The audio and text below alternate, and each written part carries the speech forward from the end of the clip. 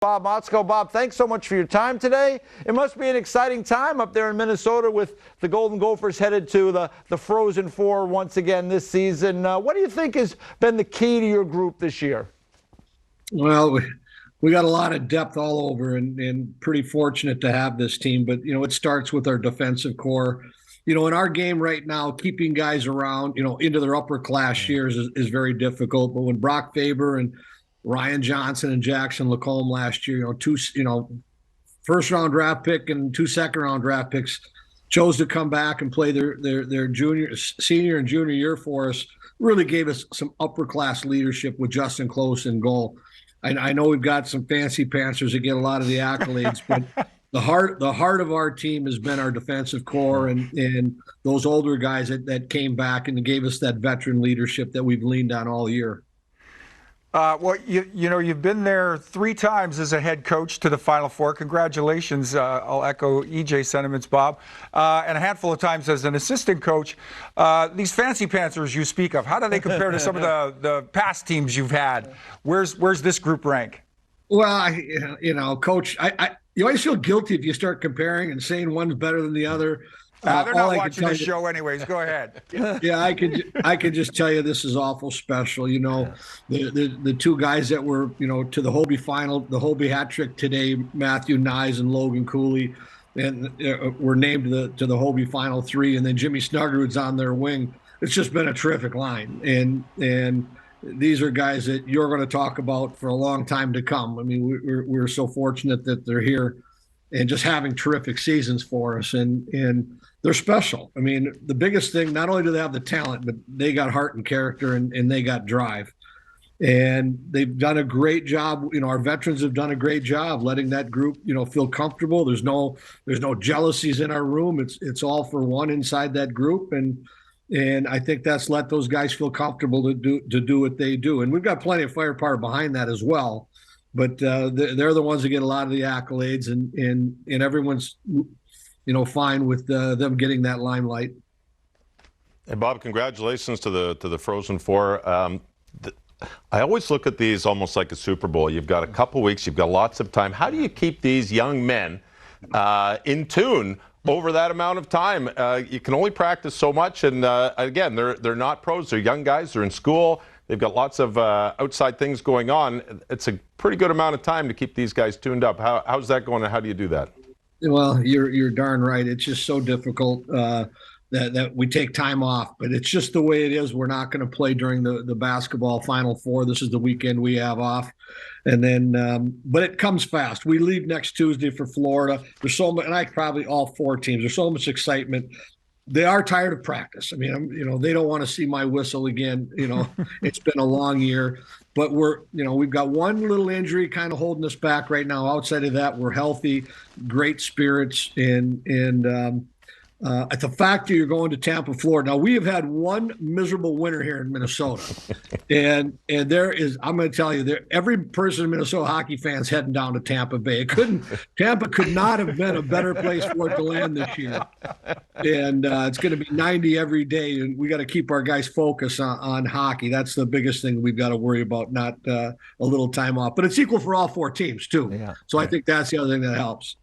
Bob, what do you make of your matchup with BU? Because, I mean, they have had an interesting year this year. They're a high-scoring group. How do you break that one down?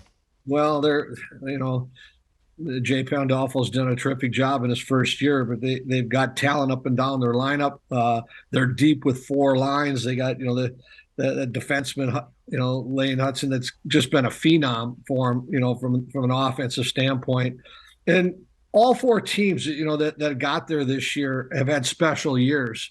There wasn't the Cinderella upset this year. The teams that were going, so it just sets up for a terrific tournament. There's going to be a lot of talent in that tournament. There's going to be a whole lot of NHL scouts there this week or next weekend to watch that.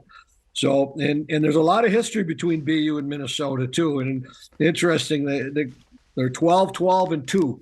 All-time history, so it's dead even. This is a matchup to break that tie. So it's going to be a terrific matchup, and I'm very happy we got the first game too. We go at 5:00, and that second game's at 8:30. So I'd rather just get after it when we get down there. For folks that are watching this broadcast, Bob, that may not have a good feel for the 4 teams in the final of the Frozen Four, how about a quick sketch of Quinnipiac and it's Michigan, sorry, that we haven't talked about to this point. Quinnipiac and Michigan, a little bit about what they're all about, what you'll face further down the line. Well, Michigan, ton of talent, and we played them 5 times this year, so our 2 teams know each other very well. And Fantilli's the other Hobie finalist who's leading the country in scoring, and kind of the young hot shots like on Minnesota and Michigan this year. Some great talent, some great NHL high draft picks. And we've had some classic battles with them this year.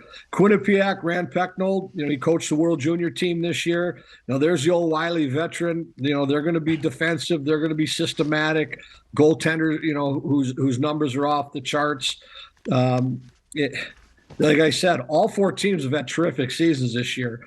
And what's crazy about March, it's March Madness. It's one and done. It's not like what we're used to in pro hockey and junior hockey and best of series.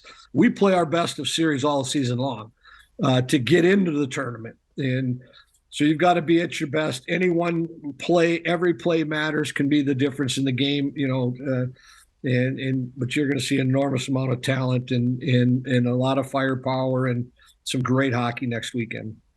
So some of the enormous talent that we've had, we talked about a lot through the draft, is Logan Cooley. We've seen a World Juniors. He's been U18s. Tremendously talented young player. What makes him so special from a coach's point of view? His motor. I've said it a couple of times in the last 2 weeks. Any coach can tell you I'd rather put a fire out than start one in an athlete. Well, we got to spend a lot of time with him, calming him down, because and I love that in him. One, the talent, his skating ability, his puck handling. I mean, he's an elite player that's going to play for a long, long time. But his motor and his compete level are off the charts. And I really loved how he's come around this year not that where he's come around as a team player and really for the team, and to watch that talent, mix with his line with Nyes and Snuggerud, but with the other teammates and the respect that they have for him. I think they kind of avoided him early in the year because he's so competitive. Well, now they rib him and get after him all the time, and he's got. I didn't see him smile the first month of the year, and now there's a smile on his face every day, and he's a terrific young man and just a whale of a competitor. And we're awful fortunate that he's here. Sure makes coaching a lot easier when you got players like that.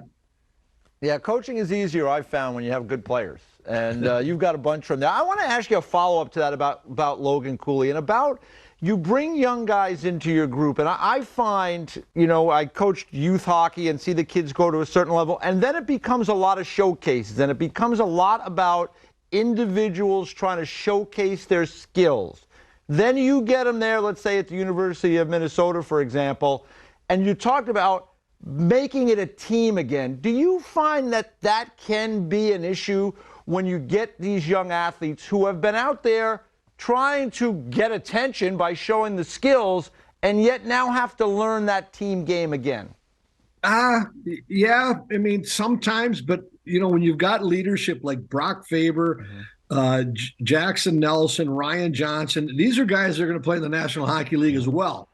And when they're leading the charge for the team, and it is all about team, when you got a guy like Brock Faber, it follows suit right down through they wouldn't allow it to be any other way. And if you're a competitor and you're a true athlete, there's no better thing to be on a team that's finding success within, for eeach other.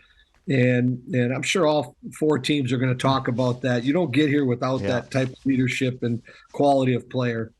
It's a big tournament. And on the point of leadership, Bob, I wanted to ask you about that. I saw you in an interview in connection with the 3 other coaches involved in the tournament. You made that point about leadership. How important is that coming into a tournament, like a big stage like the Frozen Four at this point? Specifically, what do your leaders bring at a moment like this? Well, we got to Boston last year in the Frozen Four, and we're sure hoping that we're a team that can draw on that. Because one thing that comes with the Frozen Four, it's unbelievable pageantry. You get down there and you got all the fan bases and the bands and the parents, and there is a lot going on before you play hockey. And I think, and I'm hoping, I made a reference, and I might be off a year on this, but back when I first started coaching in Minnesota, 02, 03, around that time, Boston College made it to 4 straight Frozen Fours until they finally won one. When Jerry York was running it. And it probably took them a few tries. It took some of those younger guys a few whacks at it. And we have to draw on that right now. Our older guys went through this last year. We're so fortunate to get to Boston last year in the Frozen Four.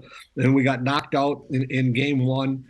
And you're just hoping that there's enough experience in there that your older guys can help your younger guys be more focused, more ready, attention to detail, and just get ready to go right from the start. And you got to also ride the horse that brought you as well. And we've got a pretty good horse, and we're gonna just get on it and let it go. Yeah, you got a good horse there. There's no question about it. When you have 2 of the 3 finalists for the Hobie Baker Award, I mean, that you got a pretty good group to start with. You've had a good team throughout, and you've had a great season. All the best to you guys, and you head down to Tampa. Should be really fun. That's a historic type game, Minnesota and BU. I mean, that's college hockey right there. So good luck next Thursday.